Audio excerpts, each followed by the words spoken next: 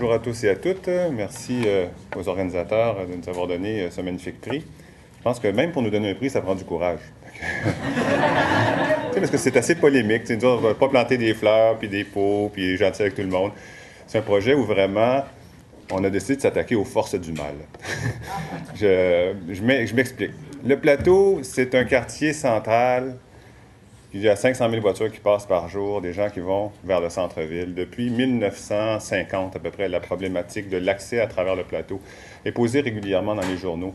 Vous savez qu'il y avait eu un projet, par exemple, de passer une autoroute à travers le parc Laurier, projet qui a été arrêté par M. Savignac. À l'époque, il avait été conseiller municipal du coin.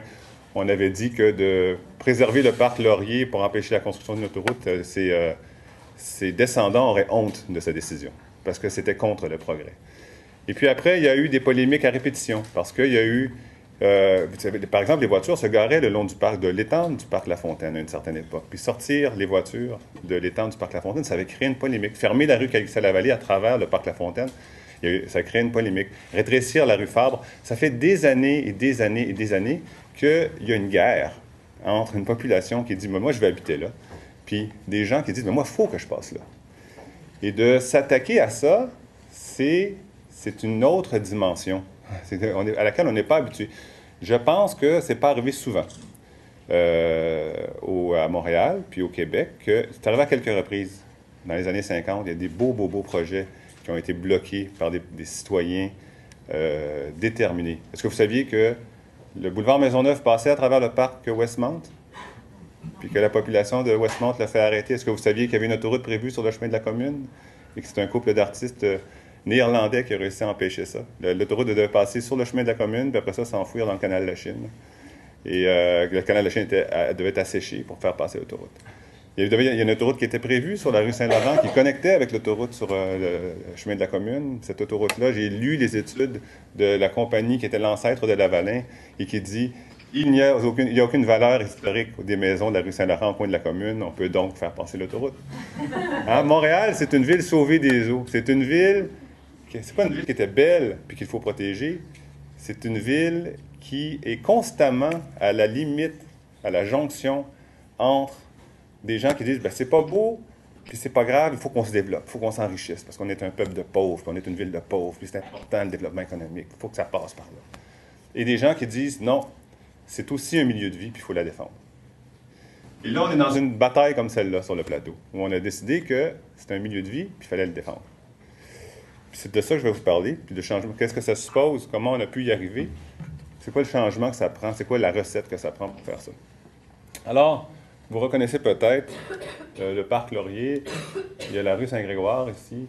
La rue Christophe-Colomb, c'est 3 voies dans chaque direction qui arrivent du nord, qui est connectée sur la métropolitaine, avec une envie très, très, très forte de passer ici.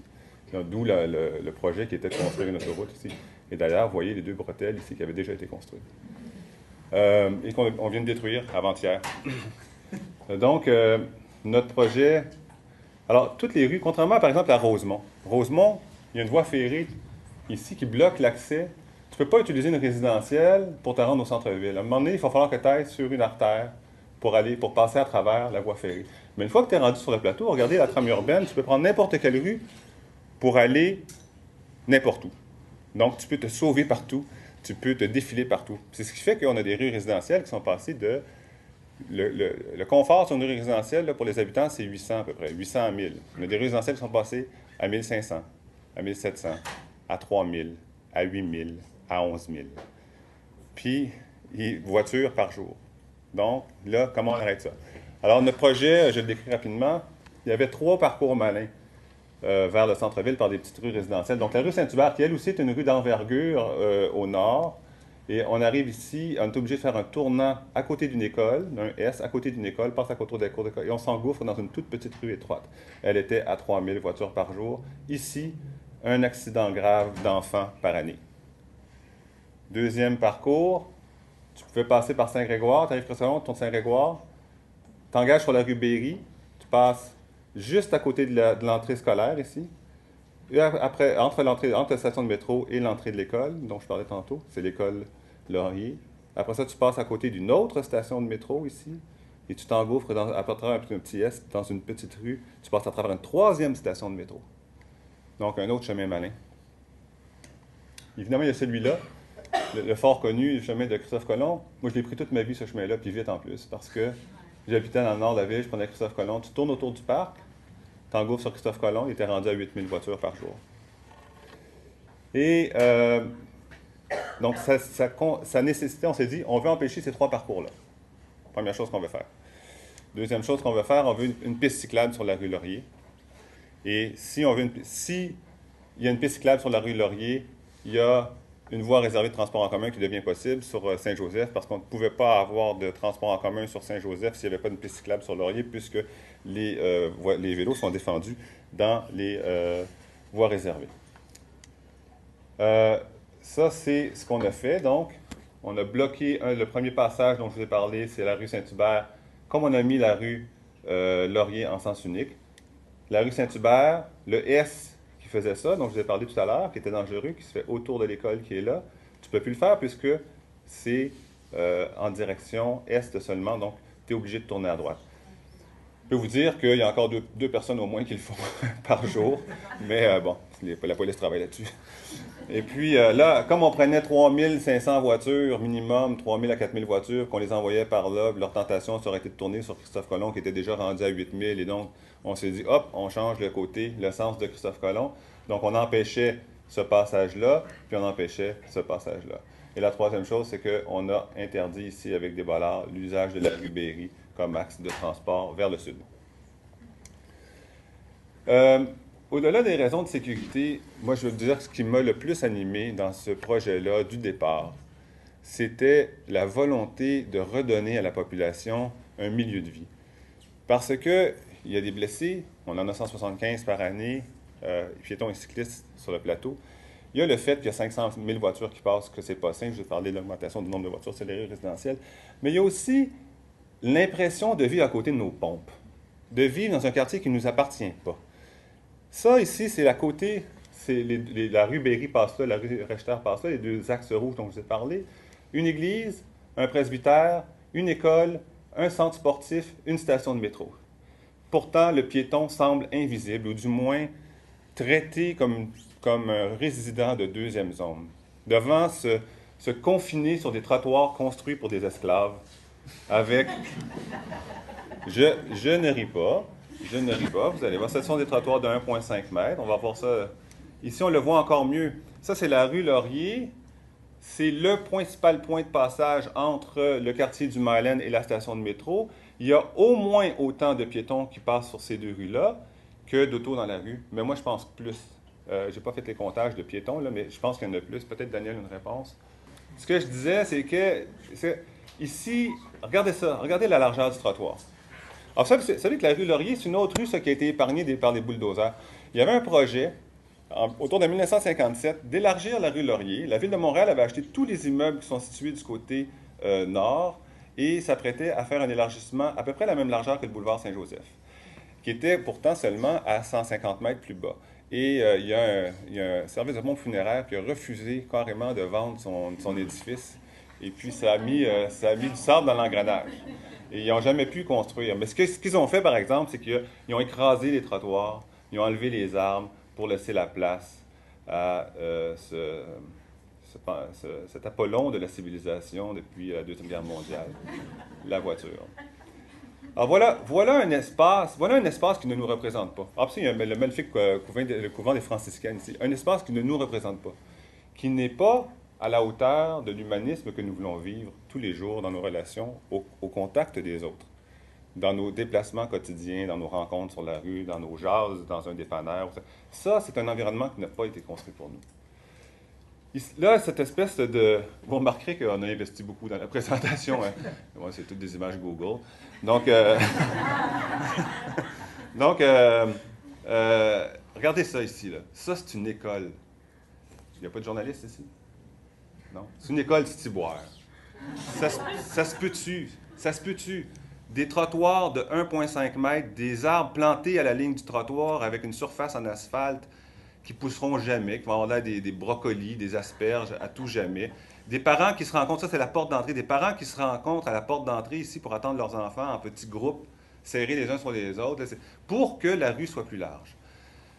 Alors, bon, Là, on voit ici, on le voit parfaitement. Est-ce que la rue est assez large à votre goût autour de cette école-là? Est-ce qu'il y a assez de chars qui peuvent passer là? Puis est-ce que c'est ça la fonction principale? Ici, on est sur la même rue en direction du parc Laurier, où les enfants marchent en provenance du Myland encore, ou du nord de cette section du plateau, pour aller à la très belle piscine Laurier, où les gens sortent du métro qui est là pour se rendre dans la partie est du plateau. Vous vous dites, ça a été conçu par quelqu'un d'Etobicoke qui déteste les voitures, qui déteste les passants, qui déteste les piétons, qui déteste les humains. Non. Ça, c'est construit dans le quartier où les gens possèdent le moins de voitures à Montréal. Et ceux qui la possèdent, c'est ceux qui l'utilisent le moins. 50% des gens n'ont pas de voiture. Et il y a 66% des gens qui font leur déplacement autrement qu'en voiture. Et donc, les élus qui représentent ces gens-là ont des valeurs positives depuis des années, ont des valeurs progressistes depuis des années. Ce ne sont pas des amoureux de la voiture. Les deux gars qui se présentaient en campagne électorale contre moi, c'était deux gars qui voulaient faire la même chose. C'est Michel Labrec, un gars qui ne s'est jamais déplacé en auto. Il est toujours en vélo. Il est toujours en autobus. Il est devenu président de la Société de transport de Montréal. Et Guillaume Vaillancourt, un autre adepte du vélo et de la marche, il ne possède même pas de voiture. Puis tout le monde dit la même chose depuis. Même si on retourne en arrière, même si on retourne 2, 3 administrations en arrière, ce ne sont pas des barbares.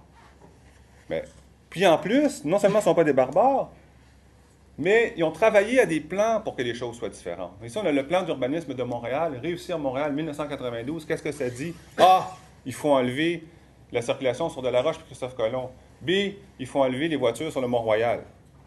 18 ans plus tard, il n'y avait rien de fait. Là, on a réinventé Montréal, le plan de transport. Il faut diminuer de 20 % l'utilisation de la voiture dans Montréal. Donc, ce sont des gens intelligents. Ils se sont donné des outils intelligents. Et ils ont fait des choses. C'est une magnifique image. Ah, excusez-moi, parce qu'en plus, il y a eu le PDU citoyen, le premier. Donc, j'ai dit qu'il y avait le plan de transport, mais ça s'est transformé en un exercice démocratique où 95 groupes dans le plateau sont venus déposer des plans concrets pour dire comment on va réduire. Et ils ont fait des choses. Alors, tout ça, pour le coin de rue dont je vous ai parlé, qui est un coin de rue malin où il y avait une personne, un enfant par année qui était blessé, ça a donné ça. Ça a donné la construction de 2 petits plots de béton ici, qui empêchaient aux voitures de faire un S. Bon, un petit rappel, réinventer Montréal. Prenez le temps. Se réapproprier le quartier. Comment ça se fait? Des gens intelligents, des outils bien faits, plein de gens qui commencent à réfléchir aux choses différemment. Ça, comme résultat. Moi, je n'ai pas la réponse. Alors, ce que nous, si on voulait, c'était plutôt ça. Et c'est ce qu'on a fait. Donc, ce qu'on voulait, c'était redonner la place aux piétons, aux cyclistes, aux humains. En faisant passer la rue de cette largeur-là à cette largeur-là, 3,5 mètres. Tout le reste qui est en blanc, ici, on a mis la peinture, faute de moyens, vous connaissez nos budgets. Un jour, ça va être en vert. On a des plans pour le planter en vert. Ça va être des terrasses, ça peut être autre chose, ça peut être aussi des terrasses. Il y a différents endroits où ça peut être des terrasses. Mais ça peut être un élargissement de trottoir. Pour l'instant, on l'a seulement fait en peinture. Et ici, on le voit à un autre endroit. Ça, la bébite qui est là. C'est ça, la civilisation. C'est ça qu'on veut. Et il fallait, je recule, il fallait beaucoup, beaucoup plus que ça pour arriver à redonner la civilisation à ce quartier, à ce bout de quartier-là. Et je vais vous parler maintenant du comment. Pourquoi? Parce qu'on peut se demander comment ils ont pu arriver à ça, mais on peut aussi se demander comment on a pu arriver à ça. Comment c'est possible en 2011, comment c'est possible dans chacun de vos quartiers, dans plusieurs des axes invivables, de transformer. Ce ne sera pas tout à fait comme ça, je vais vous montrer de quoi ça va avoir l'air. Donc là, on est devant la place du métro Mont-Royal. Le métro Laurier, pardon. Donc, il va y avoir 64 arbres de plantés, les trottoirs qui vont être élargis de cette façon-là. Excusez, les trottoirs qui vont être élargis de cette façon-là. Ça, entre les deux lampadaires, c'était la largeur de la rue telle qu'elle était. Maintenant, la largeur de la rue, ça va être ça ici. La voiture qui est là. Donc, élargissement massif du trottoir, plantation d'arbres, piétons, cyclistes, etc. Quand je dis ça va être fait, donc on a le budget et l'équipe de Mathieu Pierre a la responsabilité de déposer un projet pour la construction des travaux au printemps. Pardon, je reviens ici un petit peu en arrière. Il y aura aussi, on va enlever la rue. Il y a une rue qui est là. On va abaisser le seuil on va monter le seuil de la rue sur toute une section là. Et il va rester un tout petit seuil, notamment pour les aveugles, parce qu'on a un institut pour les aveugles ici. Mais sinon, cette rue-là va disparaître. Donc, on va avoir un espace continu de trottoir et de verdure devant le parc Laurier. Bon, maintenant, comment on réussit ça?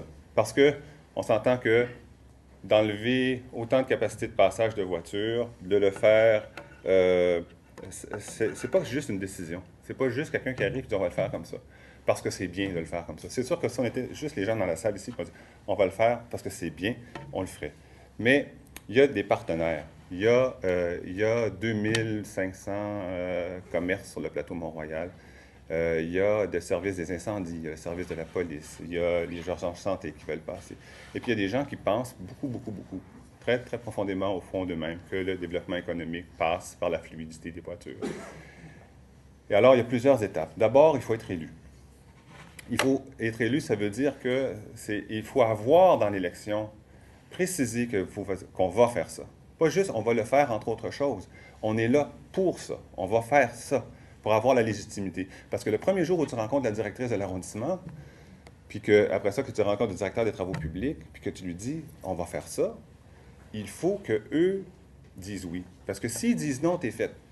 Un directeur d'arrondissement puis une directrice générale d'arrondissement, là, ils ont des pouvoirs étendus. Nous, on est des élus. On propose des choses. Eux peuvent multiplier les études, peuvent multiplier les entraves, peuvent multiplier les délais. On n'a pas d'argent, on n'a pas de budget. Il faut qu'ils soient convaincus que ça passe par là, puis que tout le monde veut ça. C'est la première chose. Il faut que les partenaires soient intelligents. Parce que ça, contrairement à ce qui a été dit, mettons, dans le Journal de Montréal, ça a été fait aussi avec la Ville-Centre. Il fallait qu'à la Ville-Centre, des gens intelligents, des gens allumés, qui disent ben moi, je suis d'accord avec ça. Je pense que c'est possible. On l'a fait en partenariat aussi avec les pompiers. Les pompiers ont dit si tu nous fais ça, puis ça, on est d'accord. Il fallait le faire en partenariat avec les policiers. Et après ça, il y a une autre étape qui est l'étape de la conception. Puis à l'étape de la conception, parce que c'est l'idée générale. Après, il y a la conception fine. Dans la conception fine, là, tu donnes ton projet à des ingénieurs. Si les ingénieurs ne sont pas convaincus, ils vont te revenir avec un projet qui ne correspond pas à ce que tu veux. Ils vont trouver le moyen de te dire que c'est impossible de faire ce que tu veux. Il faut que, donc, à tous les niveaux, au niveau de la direction générale, au niveau des partenaires, au niveau des artisans, il y ait des gens allumés qui partagent les mêmes valeurs. Ça prend des décennies à arriver à ça. Puis c'est des événements comme aujourd'hui qui créent ça. C'est les 15 années de sensibilisation du CRE.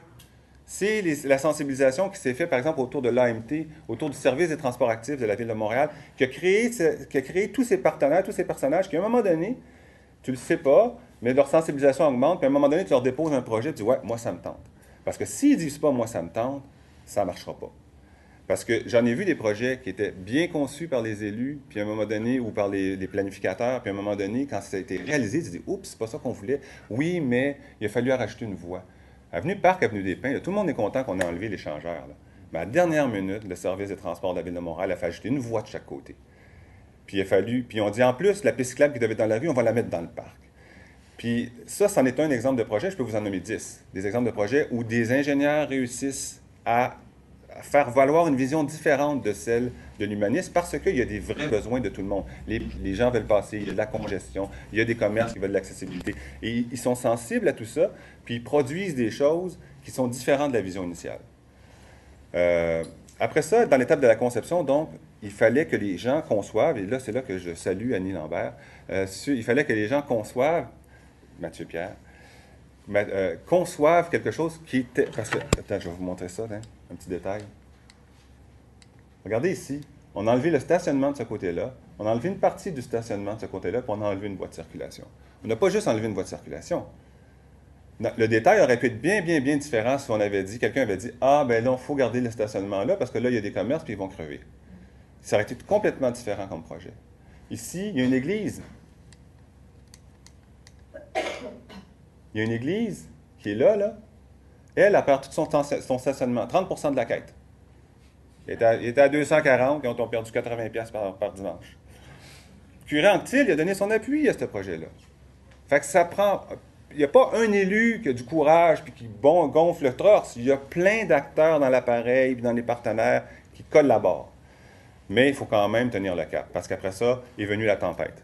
Et dans la tempête, je peux vous dire une chose, les gens disent « Mon Dieu, Luc, t'es tough puis t'es courageux, t'as pas reculé. » Moi, j'aurais reculé demain matin si j'avais pas eu les appuis que j'ai eus. D'abord, il y a l'équipe autour du maire, il y a l'équipe des élus, il n'y en a pas un sur 7 qui a dit là, on recule. Mais à 40 courriels par jour, puis avec des téléphones de ta mère puis de ton cousin, tu te dire qu'est-ce que vous avez fait là d'envie de reculer des fois. Mais il n'y en a pas un des 7. Il n'y en a pas un des 7 qui a reculé. Après ça, il y a l'équipe de direction aussi, qui n'a pas reculé, qui a continué à avancer. Après ça, il y a les partenaires, il y a eu la Ville-Centre, il y a eu le service transport actif, puis il y a eu tous ces gens-là qui sont allés sur les blogs de Radio-Canada, qui sont allés sur les blogs de TVA, qui sont allés partout, partout, qui disent non, moi j'y crois, non, moi j'y crois, non, moi j'y crois, parce que sans ça, on a reculé. Donc, un changement, c'est un changement de culture. Et ce que je vous dis, c'est qu'on est prêt à ça. On en a fait la démonstration. La société québécoise, la société montréalaise est prête à ce changement-là. Il faut juste qu'on leur donne les propositions. Ça, c'était la proposition de 2009. Ça, c'est la proposition de 2011. Entre les deux, il y a une révolution. On est prêt pour le changement.